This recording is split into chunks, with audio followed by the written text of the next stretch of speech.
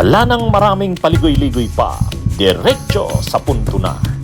Maiksi lang ang komentaryo, pero diretso sa punto. Maraming kuro-kuro, may tiwali, may totoo.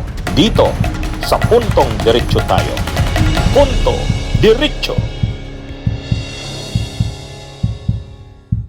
O mga kabunyog, mga kababayan, magandang araw sa inyong lahat.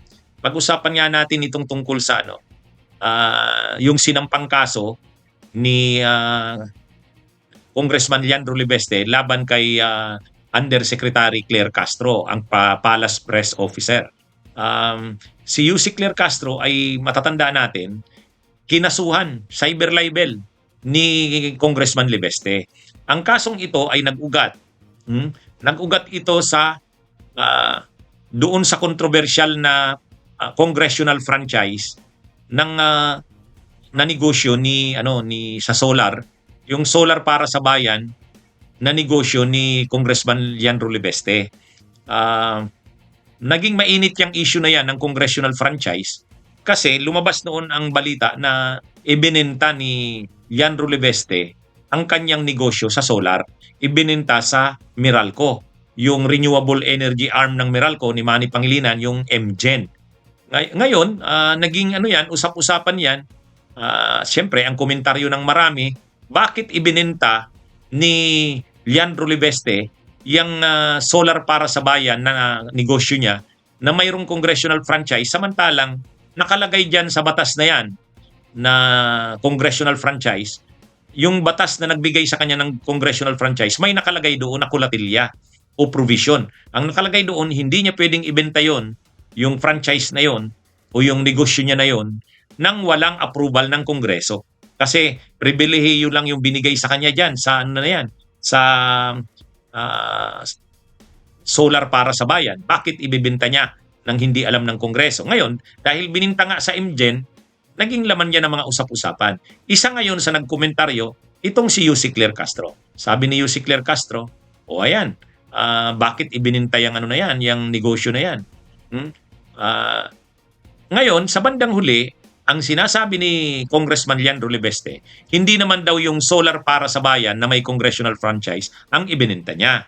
Ang ibininta niya umano ay hiwalay, separate na solar corporation. Yung SPNEC ang bininta niya sa MGen ni Pangilinan. Kaya, gusto niyang kasuhan o kinasuhan niya na nga itong si UC Claire Castro ng cyber libel dahil malisyoso daw ang pinapakalat nito na impormasyon na ibininta niya yung negosyo niya sa solar nang hindi kumuha ng congressional approval.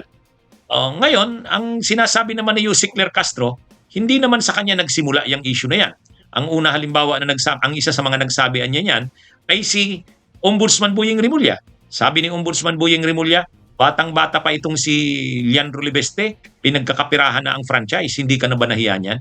Kaya sabi ni UC Claire Castro, doon siya nagre-react, doon siya nag-base ng kanyang komentaryo sa sinabi ni Ombudsman Boyeng Rimulya at sa mga artikulong lumabas tulad sa Bilyonaryo News Channel. Ibig sabihin, may source siya ng kanyang komentaryo. Kaya lang, syempre, ang gusto ni Libeste, mapanagot daw sa paninira sa kanya kasi paninirang puri yan libel. Cyber libel dahil sa kanyang vlog niya sinabi yon. So ngayon, kinasuhan niya ito ng cyber libel, civil case ang sinampa. Ibig sabihin gusto niyang kumuha ng damages. Civil damages ang hinihingi niya mula kay Claire Castro. 100 million ang hinihingi niya na damages. Mayroon pang exemplary damages na 10 million, tapos may 1 million pa para sa attorney's fees. Kaya parang 111 million lahat-lahat yan . So ngayon, i-file niya yan sa RTC ng Balayan, Batangas. Mayroon na ngayong summons, pinadalhan na ng summons si UC Claire Castro. Kumbaga, pinapa-appear si UC Claire Castro ng RTC ng Balayan, kaugnay nga doon sa sinampang civil case ng cyber libel nito ni Libeste. Ngayon, ano kayang posibleng mangyari sa kaso na yan? Sa tingin ko, hindi naman magpo-prosper yan.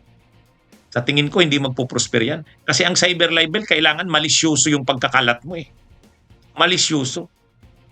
Hindi naman malisyoso yung pagkakalat ni Yussi Claire Castro noon.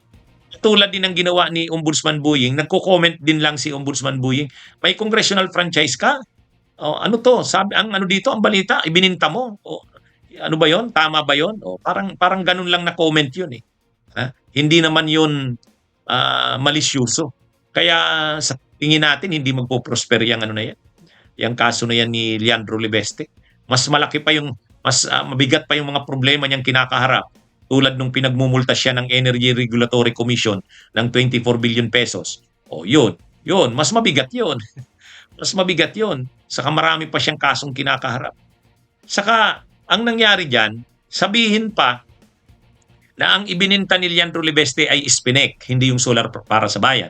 Pero ang ginawa kasi ni Leandro Libeste, nag-create siya ng mga layers ng mga korporasyon.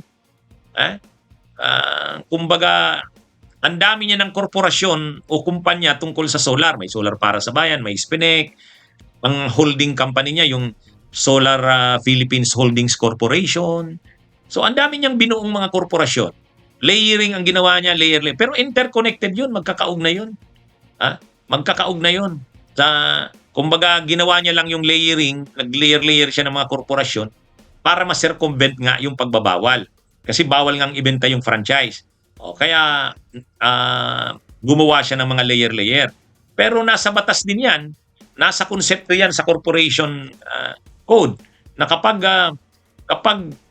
ang sinasabi mong separate na corporation ito, mayroong corporate veil dahil separate na identity itong corporation ito, separate din ito. Pero kung ginagawa mo yan para ikutan ang batas, i-circumvent ang law, ano yun? I-pierce ang corporate veil niyan. Hindi mo mai-invoke yan. Anyway, magiging malalim pa tong mag-iimbestigahan na yung kaso na yan ni Libeste. Lalabas talaga dyan yung mga ginawa niyang pagtatayo ng mga korporasyon o kumpanya sa solar power na posibleng ang purpose ay i-circumvent ang batas, ikutan ang batas. Sa bandang huli, yun ang gagamitin ngayon ni Yussi Claire Castro na depensa. Totoo naman na sinircumvent niya ang batas. Mapipierce yung corporate veil. Anyway, abangan natin anong kalalabasan niya. Bunyog, halikan na kasama ka. Bunyog, kapag buklod ay may pag-asa. Luzon, Visayas, Mindanao, isa ang pananaw. Sa bagong Pilipinas ang bunyog isisigaw. Bunyog.